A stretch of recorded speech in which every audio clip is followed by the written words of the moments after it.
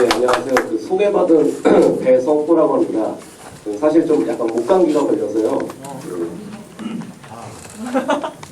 예, 원래 마이크를 안 쓰는데, 예, 지금 저는 그 5.18 수업을 하는데 사실 되게 좀 부담이 되더라고요. 이걸 서울에서 했더라면 그래도 조금이라도 그 같이 얘기를 했을 때 더 편안한데, 근데 뭐 그 다른 부담이라기보다 과연 내가 그 5.18 민주화운동은 나와 어떤 관계가 있을까? 출발은 그런 것 같습니다. 근데 해마다 저는 그 아이들이랑 이 5.18 민주화운동, 그러니까 뭐 약해서 5월 수업을 하고 있는데요. 이때 점점 좀 수업을 하면서 조금씩 변해가고 있는 게 과연 5.18을 통해서 무엇을 나눌 것인가라는 좀 고민을 하고 있습니다. 개인적으로는 이제 2007년도에 이 주제로 제가 이제 작은 소논문을 하나 쓴 게 있었고요. 이제 그걸 바탕으로 지금 일본 선생님들이랑 교류를 하고 있는데 어떤 부분들을 제가 좀 자극을 받고 있냐면, 우리는 어떤 수업 사례를 발표하고 나면 되게 준비를 많이 하고 딱 한 번 하고 좀 사실은 그 이후에 수업을 안 하잖아요.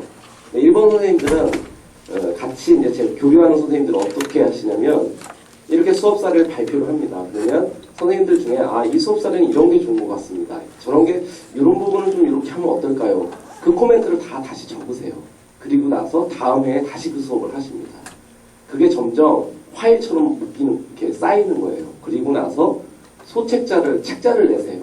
그래서 배성호의 5.18 민주화운동 수업해서, 그러니까 하나의 작은 단행본 문구판으로 그런 것들을 간행해 내시더라고요.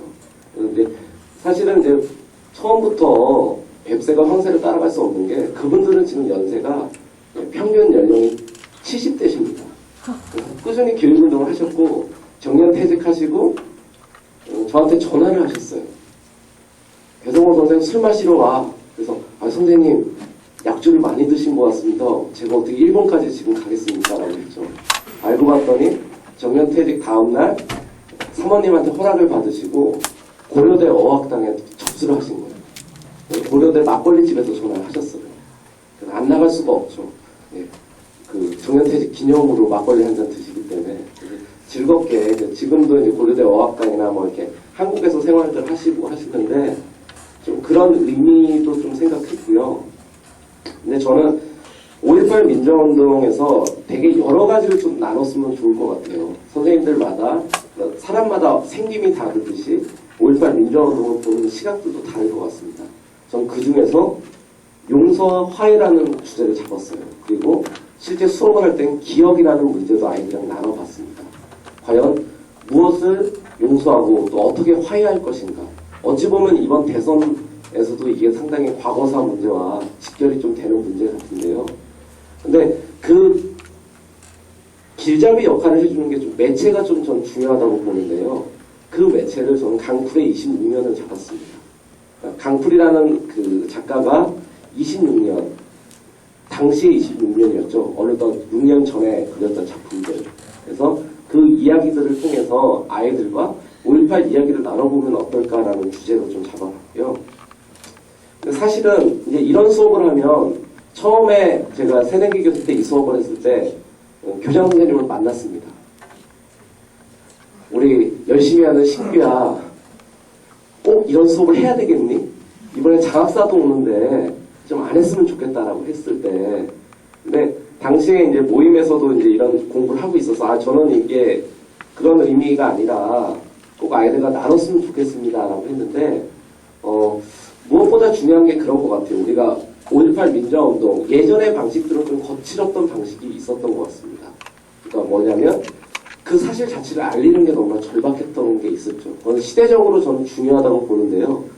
지금 단계에서는 제가 초등에 있어서도 그렇지만 중등도 그렇고 아이들 정서를 좀 고려했으면 어떨까라는 좀 기본적인 문제의식이 있는데요.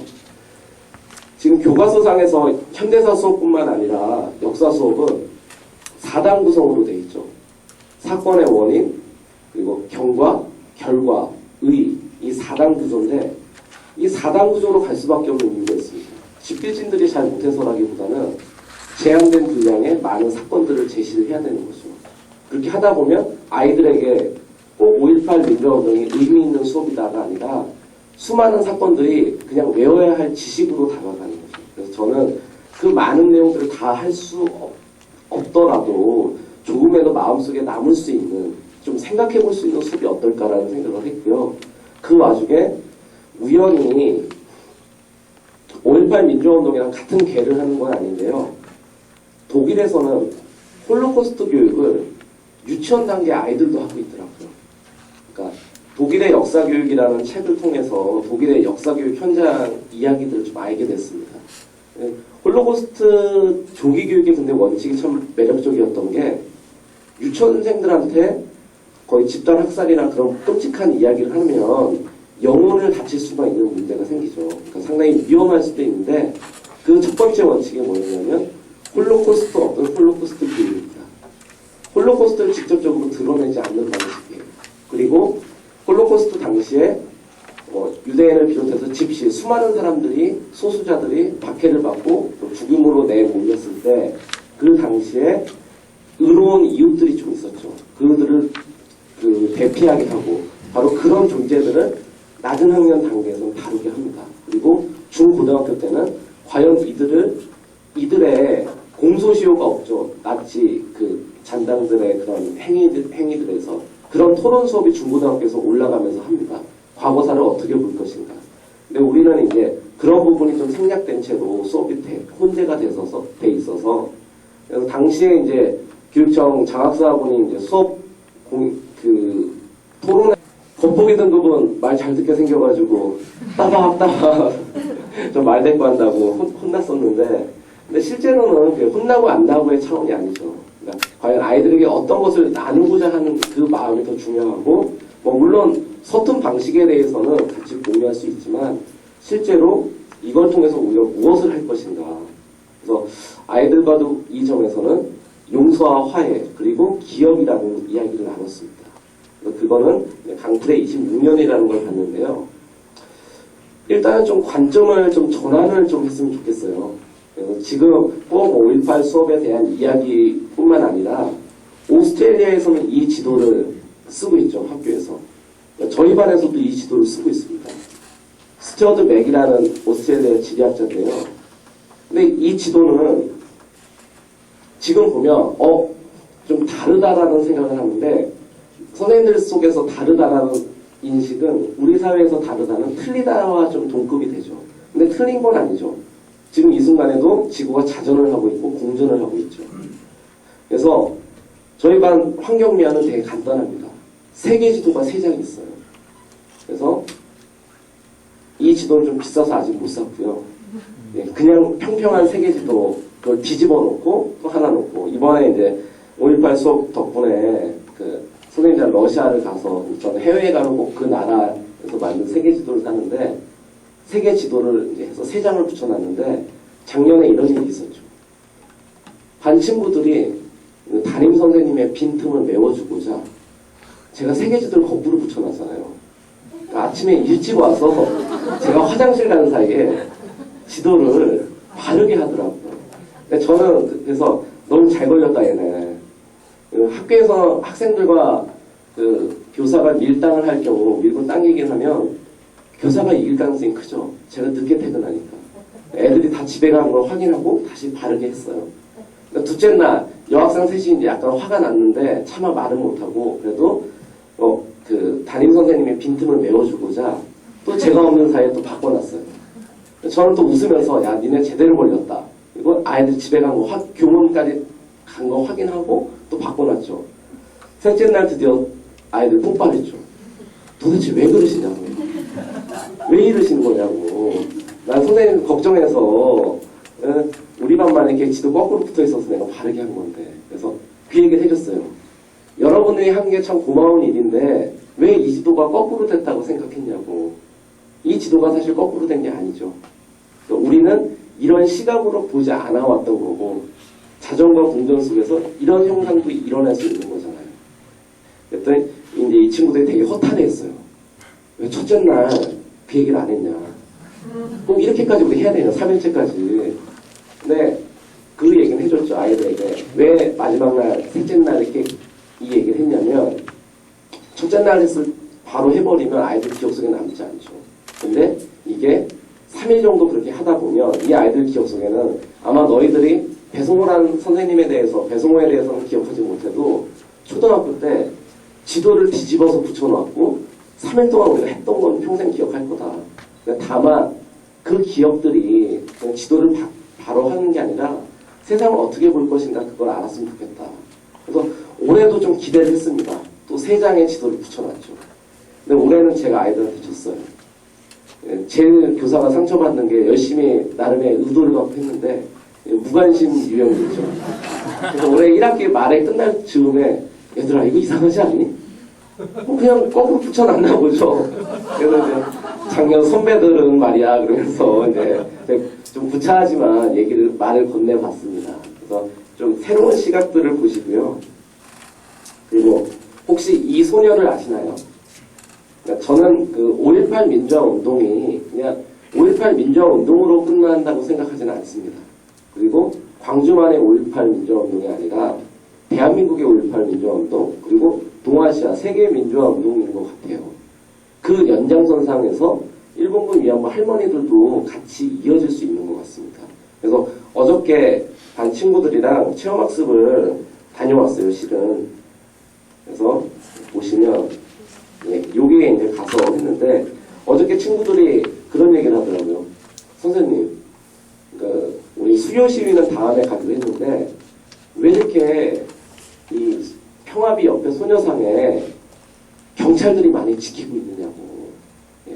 그래서 그 문제도 직접적으로 뭐 말뚝 테러 그런 얘기 하는 것보다 여러 복잡 미묘합니다. 사실은 말뚝 테러도 있었지만 실은 지금 수요 시위는 우리들이 하나의 되게 뭐 할머니들이 펼쳐가는 평화의 행진이라고 했지만 여태까지 헌법재판소 판결이 나오기 전까지는 일본군 위안부 문제에 대해서 대한민국 정부도 사실은 방기를 하고 있었죠. 이렇게 책임지지 않는 자세를 하고 있었습니다. 최근에 독도 문제가 불거지면서 이 문제에 관심을 갖기 시작했는데요. 그래서 아이들에게 저도 많은 자극을 받는 거는 이 상들을, 그러니까 내일 당장 이제 5.18 민주화운동 뭐 이렇게 답사를 가실 텐데 그 현장성이라는 게 참 중요한 것 같습니다. 아이들과 인터넷으로 이걸 봤었어요. 소녀상의 의미에서 이 작가분이 이 할머니의 그림자는 어떤 의미가 있고, 그리고 할머니의 그림자부터 시작해서 어깨 위에 앉은 작은 새, 이런 이야기들이 다 이렇게 홈페이지에 담겨져 있습니다. 근데 이 하나하나의 내용을 아는 것도 중요한데요. 더 중요한 건 아이들이 직접 보면서 이게 어떤 의미일까? 그러니까 좀 우리는 먼저 생각해 볼 수 있는 여지를 좀 줘야 될 것 같아요. 그러니까 여기 선생님들은 그래도 5.18 민주화운동에 관심이 많으셔서 당연히 안다라고 생각하지만 어찌 보면 아이들에게는 처음 접할 수밖에 없는 문제거든요. 역사 수업을 하다 가장 그 충격을 받았던 것 중에 하나가, 작은 충격을 받았던 것 중에 하나가 뭐냐면 황영조 선수와 송기정을 헷갈려 하는 거죠, 아이들이. 근데 우문현답을 하더라고요. 제가 그랬죠. 야, 너 어떻게 황영조 선수랑 송기정 옹을 헷갈릴 수가 있냐고 했더니 선생님은 태어나기 전에 이를 다 아세요라고 그랬어요. 당시에 1995년생이었습니다. 그러면서 생각해보면 우리는 당연하다고 생각하지만 어느덧 32년이라는 세월이 지났죠. 그리고 이게 누구의 기억으로 갈 것인가를 생각해보면 이게 달라질 것 같습니다. 그래서 이런 빈 의자, 그러니까 의미 부여들이 어떻게 될 것이냐에 따라서 같은 내용들도 되게 달라질 것 같아요.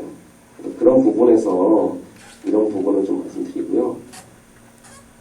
강쿨의 문제의식에 참 동의를 많이 했는데, 내가 지금 하고 싶은 이야기는 뭐 약칭해서 5.18 이야기야. 뭐 5.18 광주 민주항쟁이라고 들어봤니? 라는 말걸기를 합니다. 근데 누구나 그렇게 접할 수 있는 매개체가 필요한 것 같아요. 그래서 저는 처음에 세 가지의 매개체를 찾았습니다. 첫 번째는 동화입니다. 해를 삼킨 아이들의 깡통로버 가진이라는 동화였고요. 두 번째는 강풀의 26년. 그리고 세 번째는 지식채널 2의 2-34, 2-35, 2-36 다큐멘터리. 하나의 의도가 있었습니다. 어떤 의도였냐면 첫 번째, 아이들이 처음부터 이런 역사와 마주하는 거에 대해서 어떻게 생각할까 해서 평상시에 하고 있는 아침에 책 읽기 활동을 했었어요. 그래서 해를 삼킨 아이들이라는 그 문학 작품은 대단히 논쟁적인 작품이에요. 너무나 픽션이라고 하죠. 그러니까 팩트와 픽션의 허구와 사실이 혼재되어 있는데 그 작품 속에서는 그 너무나 이제 5.18 민주화운동이 마징가 태권브이가 나옵니다. 그 이야기 속에. 그래서 평론가들에서 극과 극으로 나눴어요. 아이들에게 5.18 민주화운동을 민주화운동을 처음 생각할 수 있게 하는 계기가 된다. 또 하나는 너무나 역사를 희화화했다. 근데 저의 판단은 희화한 면도 분명히 있지만 근데 한 번쯤은 생각해 볼 수 있는 거. 그리고 그 속의 주인공은 그런 얘기합니다. 어떻게 우리나라 국민한테 총을 쏠 수가 있냐. 사실은 그 문제의식이죠. 생각할 수 없는 일이 일어났던 거죠. 그리고 그게 참여했던 수많은 사람들은 바로 내 옆에 있는 형제와 그 가족과 친구들이 그렇게 당하는 걸 보면서 같이 힘을 모아가고 그 안에서 풀어가고자 하는 게 이거 교육하는 우리가 이런 것들을 교육하는 게 복수와 증오를 위한 게 아니죠. 다시 기업을 통해서 어떻게 이런 과제를 풀어갈 것인가 그런 주제이기 때문에 일단은 동화를 읽었습니다. 두 번째로는 강풀의 26년을 봤죠. 강풀의 26년은 조만간 쇼셜 펀딩이 돼서 11월 말이나 12월 초에 영화가 개봉이 될 예정입니다. 그래서 저는 아이들이랑 이제 약속을 했죠. 반 전체가 즐겁게 영화관에 가서 한번 보자. 이거 대단히 논쟁적인 작품입니다. 왜 그러냐면 5.18 당시에 희생자 자녀들이 이후에 최고 책임자로 여겨지는 지금 특정 전직 대통령에게 복수하는 내용이죠. 근데 그게 단순 구도로 그렇게 간 게 아니고 당시에 계엄군에 참여했던 김갑세라는 회장이 나오는데요. 그 회장이 그것들을 다시 조직을 하면서 갑니다. 그리고 마지막 결론 부분이 열린 결말로 끝납니다. 그래서 과연 잘못된 행위를 한 이에게 그렇게 복수가 성공하느냐 안 하느냐 차원. 처음에는 저도 사실은 그 복수의 성공 여부에 관심을 기울였는데요. 지금은 좀 달라졌습니다. 과연 용서를 할 수 있을 것인가 없을 것인가. 왜냐하면 그 안에 계엄군으로 활동했던 김갑세 회장이 자신의 아버지를 죽였어요. 근데 자신의 아버지를 죽였지만 그 어머니는 그 회장을 용서하라라고 얘기를 합니다. 그래서 반에서 치열하게 좀 토론이 좀 있었어요. 용서할 수 있다 없다. 근데 학교 현장에서 반응들은 선생님들이 더 잘 아시겠지만 공식적 반응이 있고 비공식적 반응이 있죠. 특히 그때처럼 카메라가 있고 외부 이렇게 분들이 계시면 아이들이 상당히 우리 아이들이 달라졌어요. 좀. 착한 반응이 나옵니다. 용서할 수 있어요 라고 이렇게 반응이 나옵니다. 그래서 이제 중요한 건 카메라가 꺼질 때죠. 그래서 이제 조용히 이제 기념재단에서 카메라를 끄고 가셨을 때 제가 다시 모았습니다. 얘들아 솔직하게 얘기해보자. 용서가 돼? 이제 분위기를 좀 잡아갔죠. 예, 아니나 다를까 용서 안 되죠. 왜 그랬니? 아 선생님 카메라가 있는데. 실은 근데 그 이중적인 반응이 나쁘다가 아니라 아이들도 그러니까 우리들도 좀 그건 인정해줘야 될 것 같아요. 선생님들께 지금 제가 어떤 질문을 이렇게 공적인 자리에서 드리면 그 대답이 그게 진실하지 않다는 차원이 아니라 정해져 있거든요. 할 수밖에 없는 답변이. 아주 솔직하게 하지 않는 이상은 좀 그런 부분에서 아이들이랑 한 번쯤 다시 생각을 해보자는 게 제 취지였습니다. 그래서 단시간에 그게 해결될 수 있는 문제는 아니죠, 사실. 그래서 강풀 이 이야기들은 한 번쯤은 웹툰으로 보셔도 좋고요. 아니면 저는 학교의 도서관에 신청을 해서 보고 있습니다. 그래서 그 도서관에서 신청을 해서 아이들한테도 한번 보시는 것도 저는 좀 추천을 드리고요. 네, 요새 좀 고민을 많이 하는 게 역사와 만나는 통로가 좀 있었으면 좋겠습니다. 처음부터 오늘 5.18 대해서 알아보자가 아니라 이거는 바로 제가 지금 근무하고 있는 서울 수송초등학교 52년 전의 선배들 모습입니다. 52년 전의 선배들이 부모 형제들에게 촛불을 들지 마라라고 시위를 해서 경향신문에 찍힌 사진이고요. 이거는 초중고등학교 교과서에도 많이 수록되어 있는데 참으로 안타까운 게 이 시위 도중에 당시 수송초등학교 6학년 전한승이라는 그 6학년 학생이 총탄에 맞아서 죽었습니다. 그래서 지금 국립 419 묘지에 가면 전항승이라는 그 학생의 묘가 있어요. 그래서 저희는 이제 수송초에 이제 저도 국립이다 보니까 처음 가고 나서 좀 뜻맞는 선생님들이랑 잘 모르셔가지고 참배를 이제 드리기 시작했어요. 4.19 즈음에 선배들을 찾아가고 되게 달라지는 게 수송초등학교 학생들이니까 이제 더 수송초 아이들은 더 그거에 애착을 갖습니다. 저도 집에서 가까우니까 거기 가면 꼭 거기는 둘러보고 술이라도 한잔, 그러니까 초등학생이라 사이다를 따라 드리죠. 그런데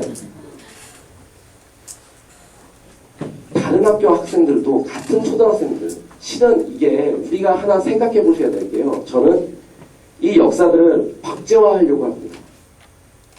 4.19 당시에 초등학생들이 시위에 나서는 거는 그때 참 뜻이 있었어라고 하지만 2008년 당시에 광우병이라든가 그런 거 했을 때 촛불 집회들이 있었죠. 근데 촛불 집회가 옳다 그러다 차원이 아니고요. 민주주의에 참여하는 통로로서 학생들이 참여했을 때 그랬죠. 일부 불순한 사람들에 의해서 학생들이 조종당하고 있다. 실은 우리는 5.18 민주화운동도 마찬가지인데요. 32년 전의 기억으로 화석화해놓고 현재와의 연결성을 끊어버리면 대단히 경계를 해야 됩니다. 그러니까 5.18 기념재단도 마찬가지고 정부도 마찬가지고 그런 의도들이 있는지 없는지에 대해서 물론 5.18 기념재단은 현재와의 연속성을 이어가려고 합니다. 근데 최근 들어서는 대단히 이걸 끊어버리려고 합니다. 그래서 교과서 속의 민주주의 흐름은 4.19가 나오고 5.18 민주화운동, 6월 민주항쟁에서 그쳐버립니다. 근데 6월 민주항쟁이 일어난 게 1987년, 지금부터 어느덧 거의 30년 전 이야기인데 그 이후에 우리나라가 민주화를 위해서 했던 게 없었던 거 그건 아니었거든요. 근데 화석화된 과거로서 남아 있었는데요. 이것들을 저는 현재와 어떻게 연결할 것인가. 그리고 아이들에게는 처음부터 현재성을 강조할 게 아니라 당시에 아이들이 친근한 학생들 또래, 진성여 중에 학생도 4.19 당시에 그 어머니께 유서를 쓰려고 쓴 건 아니에요. 나는 이 일에 꼭 참여를 해야 되겠어요 라고 글을 쓰고 갔는데 안타깝게 그 학생도 숨지고 말았습니다. 그래서 그게 졸지에 유서가 돼서 남겨져 있죠. 그리고 수성초등학교 학생 4학년 친구입니다. 강명희라는 학생이 난 알아요 해가지고 왜 언니 오빠들이 이렇게 시위를 하는지 안다. 그게 교과서에 수록이 되어 있습니다. 그런 이야기를 통해서 풀어가고요. 이 아이는 누구일까요? 저는 5.18 민주화운동 첫 시간에 바로 이 영정사진을 들고 있는 아이를 통해서 했습니다. 이걸 보면서 아이들은 되게 다양하게 얘기를 할 수 있겠죠. 그냥 이렇게 갖고 있어요. 그런데 당시에 안타깝게도 5살이었던 5.18 당시에 아버지를 입고 아버지 영정을 갖고 있고 놀이터 통신에서 찍었던 사진이죠. 이 한 장의 사진이 상당히 많은 걸 갖고 있죠. 그래서 이 사진을 통해서 이야기를 하고요. 그리고 그래도 반가웠던 거는 이분께서 지금 그 당신 또래 광주시 공무원이 되셨더라고요. 제가 인터뷰를 좀 찾아봤어요. 어떻게 되셨나 이제. 근데 다행히 좀 잘 성장하셨고 어떤 인터뷰 기사를 남기셨냐면 어느덧 내가 이 또래의 아이를 둔 내가 아빠가 됐다. 근데 그때 나를 남겨두고 그렇게 갔던 아빠는 어땠을까라는 생각이 가끔 든다. 근데 슬프기도 하지만 나의 역할은 이 아이에게 다시는 이런 걸 남기지 않고 아버지로서 삶을 살고 이 아이는 내가 키운 아이는 이런 슬픔을 겪지 않게 하는 게 몫이 아닐까. 실은 이제 그런 이야기들을 통해서 이야기를 좀 풀어가시면 좀 낫지 않을까 하는 생각이 들었습니다. 저는 그래서 역사와 이렇게 연결되는 통로들, 그 통로들의 의미들을 좀 찾으시면 좋으실 것 같은데요. 그래서 26년이란 이런 그 새로운 웹툰, 만화 형식, 아니면 2-34, 2-35, 36이라는 지식 채널. 그러니까 지식 채널이 갖고 있는 힘이 있습니다.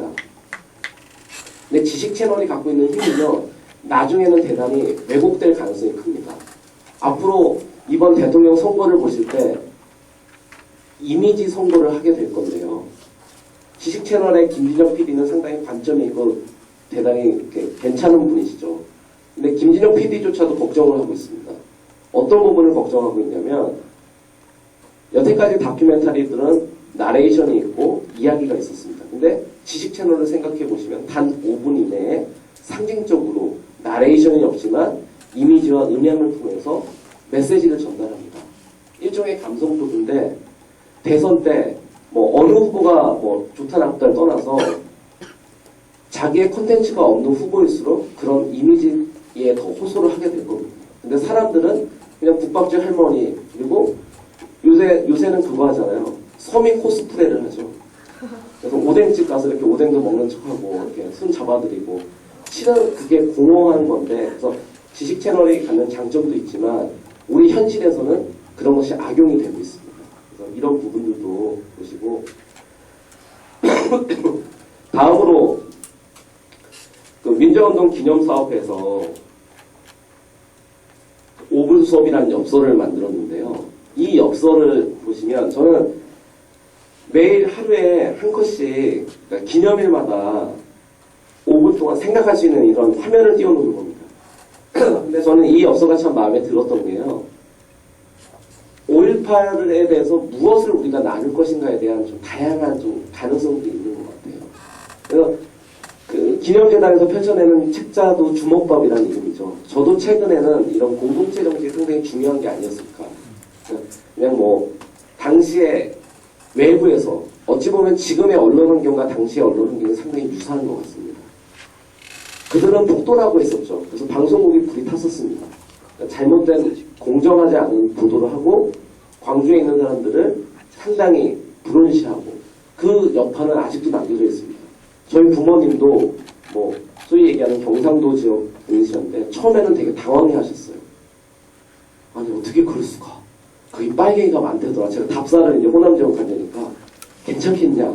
근데 최근에는 이제 다행히 신문의 힘도 큰 것 같습니다.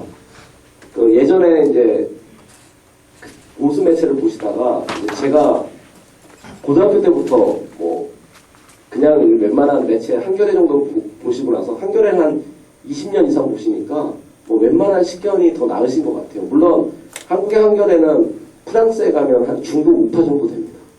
예. 한국에서나 그걸 뭐 좌파라고 얘기를 하지. 그래도 물론 뭐 언론의 기능을 하고 있죠. 근데 일단 여기를 보시면 되게 다양한 거리를 좀 아이들에게도 줬으면 좋겠어요. 그러니까 우리는 5.18 민주화운동이 무엇이다라고 규정하는 게 아니라 다양하게 좀 열어둘 필요가 있는 거죠. 헌혈도 되게 뜻깊은 일이었죠. 그 안에서 그 서로 나눌 수 있고, 영화 화려한 휴가도 있고, 아마 26년이 추가가 될 수도 있을 것 같습니다. 이런 이야기들.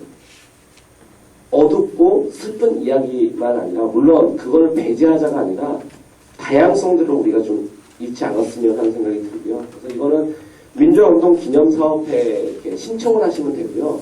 화면 홈페이지에 이 내용들이 좀 있습니다. 그래서 이 내용들은 1월 1일부터 12월 31일까지 기념일 수업을 좀 하시면 좋으실 것 같아요.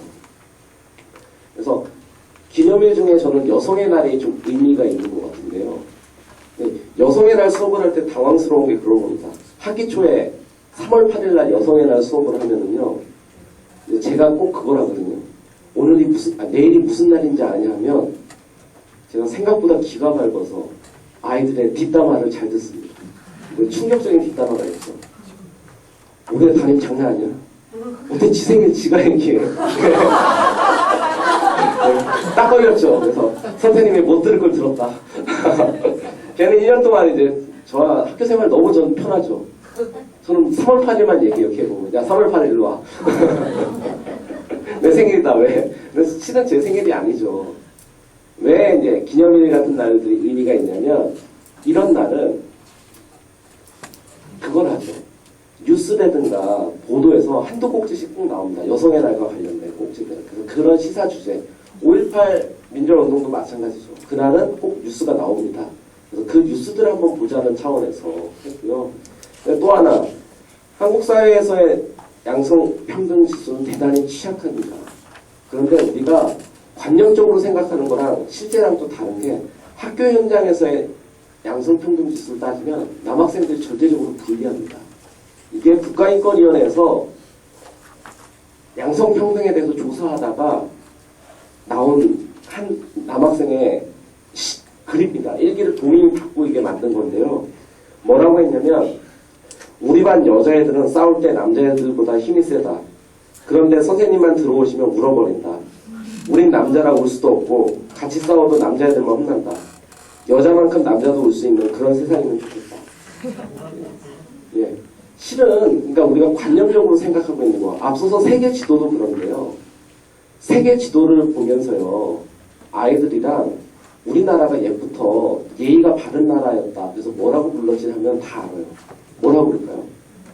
동방예의지국이라고 하는데 실제로 지도를 보면서 눈이 밝은 친구들은 그런 얘기합니다. 선생님, 동방예의지국 틀렸는데요? 뭐가 틀렸니? 중앙에 있어요. 중앙예의지국이에요. 실은 5.18 민주화운동도 저는 마찬가지라고 봐요. 이미 선생님들이나 어른들의 시야에서는 이게 개념이 잡혀 있습니다. 그 알고 있는 내용들은 개념을 주어주려고 했었는데 아이들이 생각할 수 있게끔 줘야 되는 것 같아요. 그리고 단계별로 생각을 할 수 있게끔 좀 품이 넓게 가야 되는데 우리는 계기 수업이 물론 필요합니다. 저도 동의를 하고요. 근데 그게 너무 좀 급하지 않았나. 다 알아야 되고 당시 신공부 저는 초등학교 아이들에게 물론 그런 것까지 해도 좋다고 생각을 합니다. 근데 적절하게 그 용어들이 너무 안 가고 제일 매력적인 수업은 그런 것 같아요. 이걸 엄마 학교에서 이런 걸 했는데 뭐 꼭 얘기를 안 하더라도 내가 진짜 궁금하다를 좀 불러일으키는 그리고 궁금한 걸 불러일으켰는데 찾아볼 수 있는 걸 넌지시 던져주는 그러니까 26년이 제가 약간은 그런 작전을 썼습니다. 자, 선생님 요즘 그냥 이런 거 보는데 한번 읽어볼래? 라고 이렇게 툭 던져요. 그럼 나중에 책이 헤어져 있죠. 근데 약간 걱정은 됐었어요. 그러니까 그 안에 좀 담겨있는 내용에 좀 과격한 게 있고 욕설도 있고 근데 저는 그 정도의 내용들은 아이들이 좀 풀어갈 수 있지 않을까라는 생각을 했습니다. 그래서 지금 하나 더 이렇게 좀 얘기를 드리자면 이야기들이 좀 약간 이렇게 퍼져 있기도 한데 사실은 저는 이제 같은 맥락으로 봅니다. 시사 주제, 계기 교육을 어떻게 할 것인가인데 오늘이 2012년 10월 6일이죠. 근데 프랑스 학생들이 그러니까 대단하다는 아니고 프랑스 친구들이 부러울 때가 있었습니다. 2007년도에 프랑스 학생들이 전체가 다 동맹 휴업을 했어요. 나 수업 안 받겠다. 그 이유가 뭐냐면 1인당 학급수를 당연히 늘리고 교원 정년을 뭐 축소하겠다 그런 걸 발표를 했어요. 당시 사르코지 우파가 되면서. 근데 학생들이 뭐라고 하면서 수업 거부를 했냐면 나는 공화국의 시민으로서 더 나은 교육을 받을 권리가 있습니다. 라고 하면서 전면 휴업을 하고 결국은 프랑스 학생들의 프랑스 교육 그걸 지켜냈습니다. 그때 때마침 운이 좋았던 게 프랑스 교과서를 번역본을 구하게 됐어요.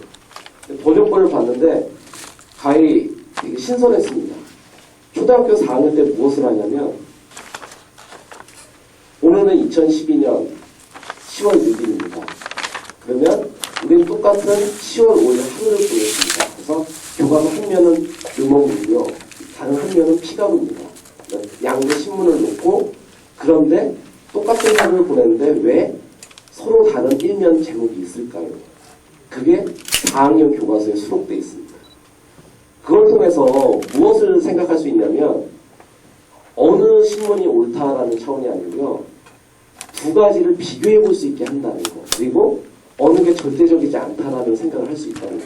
그러니까 5.18 민주화운동도 사실 마찬가지죠. 그러니까 무엇이 옳다가 아니라 다양한 관점에서 그걸 볼 수 있는. 그리고 지금 최신 정보화 시대가 되면서 아이들에게 필요한 거는 내용적인 지식도 물론 기본적으로 중요하겠지만 더 중요한 거는 지식들을 읽어낼 수 있는 리터러시 문해 능력이 지금 중요합니다.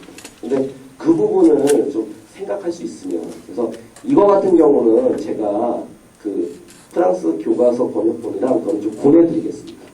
그래서 지금 뭐 이렇게 제한된 시간에 그걸 다 볼 수 있지는 못하고요.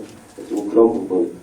그리고 저는 이 역사가 이어져야 된다는 생각을 말씀을 드렸잖아요. 근데 아이들도 역사를 만들 수 있다라는. 그러니까 우리는 역사의 주체를 생각하면 교과서에 있는 공식적 지식의 역사만 생각하는데 우연한 계기에 반 친구들이랑 학교 앞에 자전거 길을 만들었습니다. 근데 드러나는 결과만 보면 자전거 길을 만들었어? 그리고 이 내용이 뭐 초등학교 4학년 2학기 읽기 교과서에 지금 수록이 되어 있는데요. 근데 그 내용이 중요한 건 아닌 것 같아요. 무엇이냐면 사회교과서에는 그런 내용이 납니다. 지구의 환경을 위해서 할 수 있는 일은 자전거 타기 생활화라든가 뭐 그런 여러 다양한 실천들이 있어요. 그래서 저희는 시험도 이제 학생들이 보게 되면 주관식 정답으로 그걸 썼어요. 그런데 다음날 통신문에는 자전거 등교 금지가 나오죠. 물론 동의를 합니다. 재반 여건이 안 좋기 때문에. 근데 두 가지가 있는 것 같아요. 그런 현실과 교과서에 그런 어떤 모순들이 생겼을 때 그러니까 그냥 가야지. 아니면 그렇다면 새로운 걸 찾아보자. 근데 저희는 후자를 한번 찾아봤었어요. 그래서 서울시장님한테 편지를 써보고 이렇게 했는데 뚝딱뚝딱 하다 보니까 됐는데 근데 슬펐던 게 있어요. 이걸 만들었던 주역들이 지금 고3이 됐어요.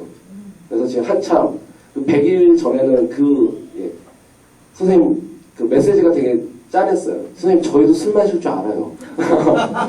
그래서 제가 그랬죠. 시험 끝나고 내가 사주마라고. 지금 술 사준 건 네가 알다시피 복잡하다. 아직 선생님이 그 정도의 대인은 아니다. 그렇게 솔직하게 보냈는데 근데 이 친구들이 어떤 얘기를 하냐면 선생님 세상이 참 재밌는 것 같아요.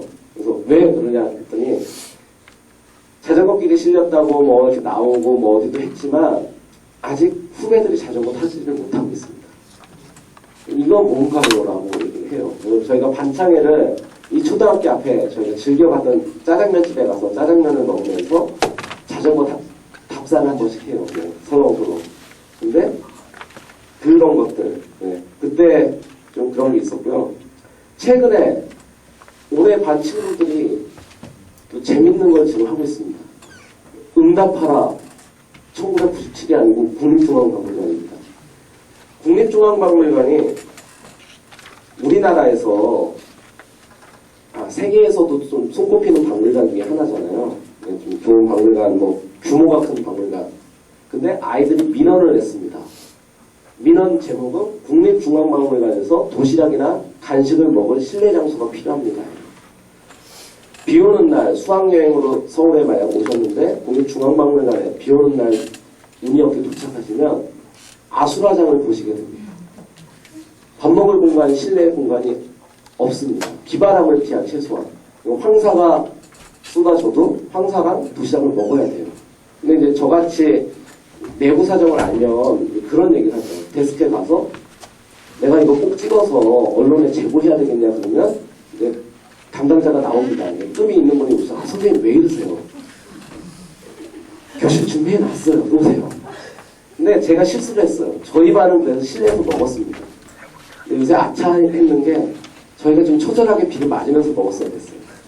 왜냐면 이제 제가 이제 그 바람은 이제 얘들아 이런 불편함이 있으면 이제 6학년 1학기 민주주의 정치를 배우거든요.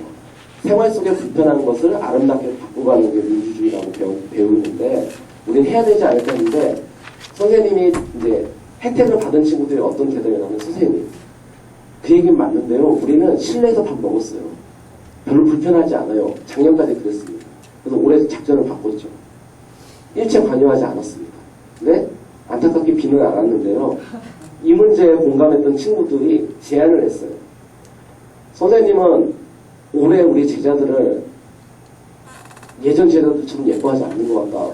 도발적으로 얘기하더라고요. 그래서 왜 그러냐 그랬더니 예전에 뭐 제자들이랑 자전거 길도 만들고 뭐 뚝딱뚝딱 하시더니 선생님 뭐 요새는 뭐 집에 애기 뭐 얘기만 하고 애정이 식었다고 아주 날카롭게 지적하더라고요. 그래서 그건 아니고 선생님은 제안을 하는데 요즘 너희들이 받아준 게 없다. 왜냐면 교사가 다 각본을 짜고 가는 게 아니잖아요.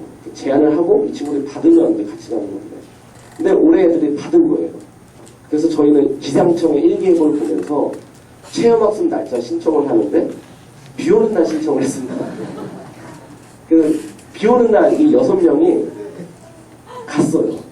그래서 이게 찍은 친구가 당 매장은 외부 음식물 반입이 안 되오니 양해 바랍니다. 이게 어디 가나 있습니다. 아마 국내 광주박물관에도 있을 것 같은데요. 그리고 나서 결국 비 오는 날 계단에서 밥 먹었습니다. 선생님 기분 좀 안 좋던데요? 그래서 민원을 냈습니다. 국립중앙박물관에서 답변이 왔어요. 예, 이렇게 메일이 왔어요. 그래서 여러분의 귀한 의견 고맙습니다. 막 처음에 아름다워요. 그리고 나서 결론. 지금 사정상 안 되니까 좀 참아달라. 지금은 곤란하다. 그렇게 왔어요. 근데 이 이야기가 경향신문 기자분한테 제가 이제 어떻게 우연한 기회에 이런 일이 있었다라고 했는데 기사가 나갔어요. 9월 11일. 좀 따끈따끈한 뉴스인데요. 나가고 나서 국립중앙박물관에서 그 다음날 바로 연락이 왔습니다. 너무나 좋은 의견이었고요. 저희가 입장을 바꿨습니다라고 연락이 왔습니다. 그리고 관장님께서 편지를 보냈습니다. 안녕하세요, 수빈 학생. 이제 박수빈이라는 친구가 편지를 보냈어요. 여기 공개 편지. 그때는 대답하지 않았습니다. 응답하지 않았어요. 응답하라 국립중앙박물관 했을 때. 근데 뉴스가 나가고 나서 응답을 했어요. 그리고 다급하게 편지를 보내주셨어요. 근데 편지를 보내주셨던 건 참 고마웠는데 이 편지의 문제점을 아이들이 더 잘 찾았습니다. 예. 이 편지를 읽고 처음에는 되게 기뻐했습니다. 우리 신문에도 나오고요. 막 선생님이 막 자랑했어요. 그리고 학부모께서는 그 신문은 칼라 복사를 하셔가지고 저한테 아침 선물로 보내셨어요. 음료수와 함께. 그래서 예, 저 경향신문 전 독자입니다 하면서 웃으면서 일단 얘기를 했는데 이 이야기의 골자는 그겁니다. 수빈 학생 얘기처럼 상당히 좀 이렇게 이 부분은 잘 쓰셨어요. 근데 되게 어떻게 쓰셨냐면 비가 오거나 황사가 올 경우 학생들이 편하게 도시락을 먹을 수 있는 공간이 없어 그런 공간을 마련하고 고민하고 있었답니다. 그래서 우선 교육장소로 사용하고 있는 체험교실 중 한 교실을 박물관 개관일 오전 언제부터 언제까지 도시락 등 식사를 할 수 있는 공간을 활용할 수 있도록 준비하고 있습니다. 그랬습니다. 그리고 사진도 친절하게 보내주셨어요. 사실 우리 이렇게 이런 공간이 있어요 라고 했는데 아이들이 이 편지의 잘못된 부분을 한 3-4가지를 잡아냈어요. 정확하게. 뭘 했냐면 우리가 원하는 거는 체험교실도 중요하다. 체험교실을 그런 밥 먹는 장소를 바꿔버리면 체험은 어디서 하느냐. 또 우리가 이거 편지 써야 되겠냐고 제방밥 편지를 썼습니다. 그리고 위에 있는 황사가 올 경우 마련했다는 사진도 박물관 측에서 보내줬습니다. 보시면은요, 이제 관찰력 싸움인데요. 저희가 원하는 건 비바람 피하는 거예요. 황사 피하고, 겨울에 유치원 아이들도 많이 오는데, 유치원 아이들이 겨울에 어디서 밥을 먹냐면, 차 안에서 밥을 먹습니다. 그리고 심지어 햇볕 나는 데서 호호 불면서 밥을 먹어요. 그런데 박물관 측에서 이제 관장님이 되게 그 편지를 보고 좀 글을 아시는 분들은 그 얘기 하시는 거예요. 관장님이 다 쓰진 않고 실무진이 썼다면 실무진이 약간 뒤끝 있게 썼네 라고 얘기를 하셨어요. 보시면 휴게 공간이라고 나와 있는 공간들이 있어요. 근데 그 어떤 곳도 황사가 불었을 때 해결이 안 되는 거예요. 비바람 치면 있으나 마나거든요. 근데 아이들이 더 좋은 아이디어를 냈습니다. 정규용 선생님이라고 계시잖아요. 건축가. 예, 뭐 그런 공공건축을 하신 분들이 있습니다. 아이들은 어떤 제안까지 했냐면 직접 그림을 그리고 있더라고요. 이 팀들이. 이 위에 박물관 부지를 보면서 어떤 그림을 그렸냐면 아니 그렇게 구차하게 하지 말고 학생들이랑 건축가 전문가들이랑 다 모여가지고 좋은 건물을 해서 특색 있는 공간들을 마련해서 한 수학여행 가면 버스 주차장이 다 차버리거든요. 그 국립중앙박물관 그렇게 큰 그 주차장도 상당히 큰 공간을 아름답게 만들어 놓으면 명소가 될 것이다. 에버랜드에도 사실은 있잖아요. 밥 먹을 수 있는 그런 비바람 쐬서 먹을 수 있는. 그러니까 최소한 공공기관인데 그래서 지금 어떻게 진행되고 있냐면요. 이 얘기가 이제 제가 NGO 단체 평화박물관에 좀 이렇게 같이 선생님들 만나고 있는데 소개를 받았어요. 국회의원을 소개받았습니다. 도종환 의원이라고. 예, 도종환 선생님. 국회 문방위 소속이 있으시더라고요. 예, 문화 이쪽, 이게 문화부 장관 이쪽 소속이었어요. 지금 그래서 관련 자료를 보좌관이 요청을 했어요. 그래서 이번에 잘하면 국감에서 나오거나 그리고 지금 문화부 장관이 원제를 갖고 계세요. 문화부 장관이 바로 전직 국립중앙박물관장이셨어요. 예. 그래서 뭐 개개인의 문제가 아니고요. 그래서 이걸 조사하다 보니까 아이들이 이제 법규도 찾아내고 박물관 협회분이 알려주셨는데 박물관 진흥법에 따르면 시설이랑 수장고 그런 것들은 다 법규가 있는데 관람객 편의시설이 우리나라만 없더라고요. 예, 그래서 지금 그 법을 만드는 운동을 하고 선생님들한테 이 얘기를 드리는 거는 반 친구들의 의견을 대신 전해드리는 거예요. 이 친구들이 조만간 전국의 학생들한테 편지 쓰기 운동을 하자고 편지를 띄울 예정이에요, 지금. 서명지는 지금 학교에서 좀 받았습니다. 한 200장 정도 받았고. 그래서 처음에는 하면 대꾸를 안 하겠지만 계속 편지를 보내면 이건 공공시설을 우리 시민들의 세금으로 만드는 거잖아요. 그래서 아이들, 그리고 아이들이 조사를 해서 찾아낸 게 국내 과천 과학관은 그런 공간이 있습니다. 그리고 서대문 자연사박물관도 있어요. 근데 새로 생긴 한성백제박물관, 뭐 런닝맨 같은 데 새로 나온 장소들은 없습니다. 들쭉날쭉돼 있는데 그런 기준을 바꿔보자. 어찌 보면 저는 그러니까 32년 전에 광주 민주화운동과 지금 이게 아무것도 연관 없어 보이지만 저는 그렇지 않다고 보거든요. 현재의 삶 속에서 무엇인가 바꿔나가는 그 당시에 그런 활동을 하셨던 분들이 지금 계신다면 이런 문제에 대해서 그냥 눈 감고 가지 않지 않으셨을까. 그래서 좀 바로 이렇게 연결 짓는 거는 어폐가 있지만 바로 연결 짓지 않더라도 연속성상에서 좀 선생님들께서 보시면 의미가 있을 것 같습니다. 그래서 뭐 평화박물관에서 최근에 이제 5.18 트라우마에서 치유센터가 지금 개관이 됐죠. 그 당시에 어마어마한 고통을 겪으신 분들 같이 원래 저는 한웅구 선생님이 몇 번씩 연수도 오셔가지고 이번에 오실 줄 알고 있었는데 원산 또 좋은 분들 많이 오셨고 그래서 이런 부분들을 한번 생각해 보시고요. 그리고 끝으로 이 그림책을 좀 보려고 합니다. 예. 혹시 일본어를 잘하시는 분이 계신가요? 천만 다행이죠. 언어가 달랐을 때. 예. 이 그림책은 일본 최우수 교사상을 받으신 분께서 주신 그림책이에요. 당시에 제가 만났을 때 연세가 88이셨습니다. 지금 이제 98, 100세를 앞두고 계신데요. 히로시마 지역의 초등학교 선생님이십니다. 근데 이 선생님이 주시는 메시지는 참 약간 슬프기도 합니다. 뭐냐면 아시아태평양 전쟁 1944년에 교직에 아마 입문하신 것 같은데 이 당시에 전쟁에 한창 맞바지로 다다르면서 초등학생들에게까지 고학년은 동원령이 떨어집니다. 그래서 교무실 한켠에 가면 학생들을 가장 많이 내보낸 교사들은 국회의원 선거하고 정당에서 무궁화를 붙이듯이 사쿠라를 붙였다고 해요. 이 선생님 최우수 교사상을 받은 거는 히로시마 지역을 떠나서 일본 전체에서 가장 많은 학생들을 전쟁터로 내보내셨습니다. 근데 이 선생님이 나쁘신 분이 아니에요. 88까지 교육에 대해서, 그러니까 교육에 대한 열정으로 그렇게 하셨어요. 근데 10년이 지나고 나서 선배 선생님이 이 선생님하고 무슨 선생 나랑 갈 데가 있네, 가볼 데가 있네 간 곳이 바로 학생들 무덤이었습니다. 그 무덤에 가시고 나서 선생님이 교직을 그만두셨죠. 내가 열심히라고 생각했던 게 사실은 아무 생각 없이 열심히만 하는 게 이토록 무서운 일을 한 거구나. 그래서 저도 당황스러웠던 게 이 할머니 선생님이 이제 저 당시에 신규니까 새내기 교사만 되게 반가워하셨는데 당황스러운 첫 마디가 배성호 선생님 만나서 반갑습니다까지 좋았는데 그 다음 말씀이 제발 열심히 하는 교사가 되지 말아주세요 라고 했습니다. 무엇을 열심히 하는지 생각하지 않고 열심히 하는 것처럼 무서운 게 없고 바로 그게 내 삶이었어 라고.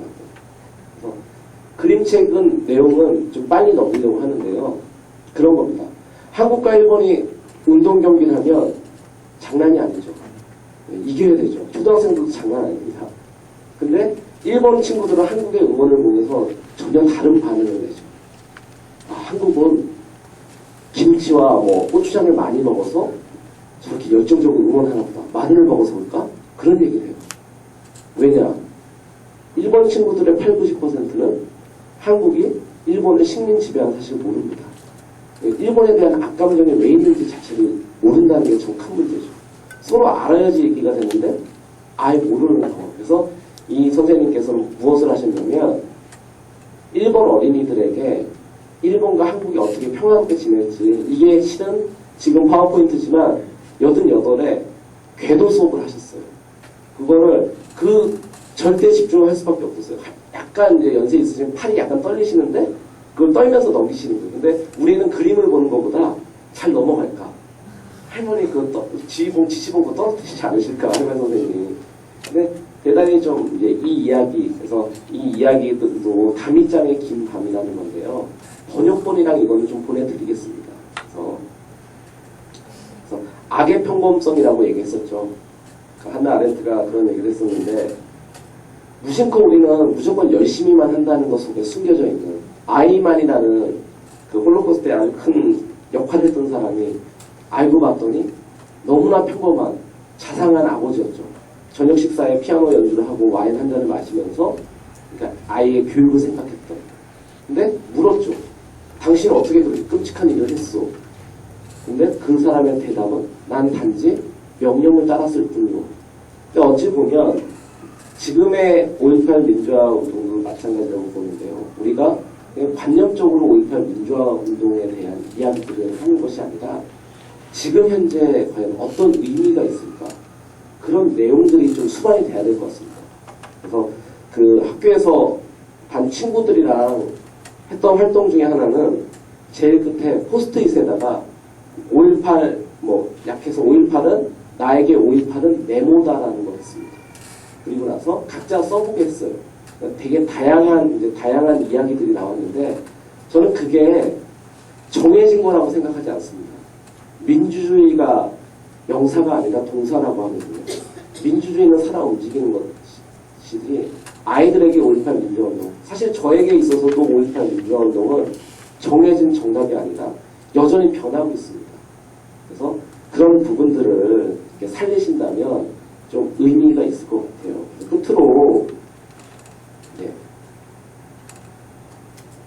끝으로 지금 이렇게 드릴 것 중에 하나는 이 주소로 좀 이렇게 메일을 간단하게 그냥 주시면 제가 지금 말씀드렸던 자료들 있잖아요. 그래서 자료들을 좀 보내드리겠습니다. 외국 시민교육 교과서 번역본, 그리고 그림책 자료, 그리고 몇 가지 좀 자료들이 좀 있습니다.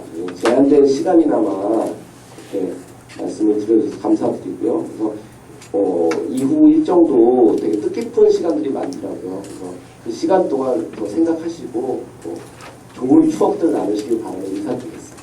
네.